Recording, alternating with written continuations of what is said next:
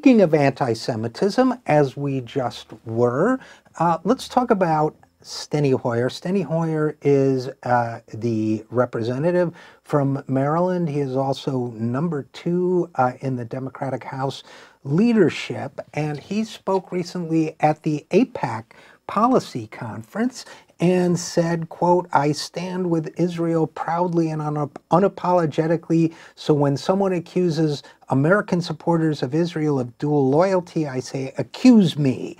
Now, Steny Hoyer was backstabbing Representative Ilhan Omar, who in effect did not accuse anyone of dual loyalty.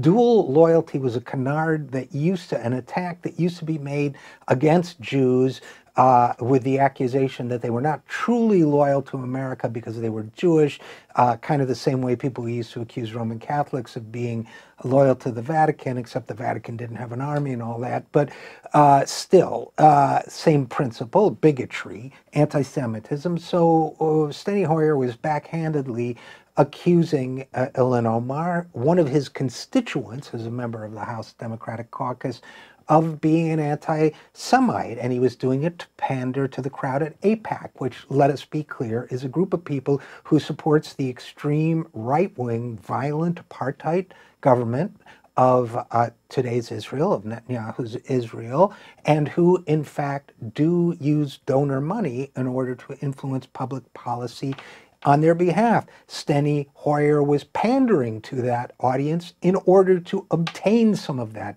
donor money for himself and his caucus. Steny Hoyer went on to say to AIPAC, there are 62 freshman Democrats, not 3. That was widely and correctly understood to be a swipe at the 3 women of color who have become the visible face of the freshman class of Democrats. That would be Representatives Rashida Tlaib of Michigan, Alexandria Ocasio-Cortez of New York, and Ilhan Omar of Minnesota. So let us see. In one appearance, Steny Hoyer managed to backstab 3 members of his own caucus who happen to be women and people of color. He managed to reinforce a false canard about Jews while at the same time distorting the position of that member of his own caucus, who never, by the way, even specified Jews or said anything per se about a double standard. Now, he apologized for it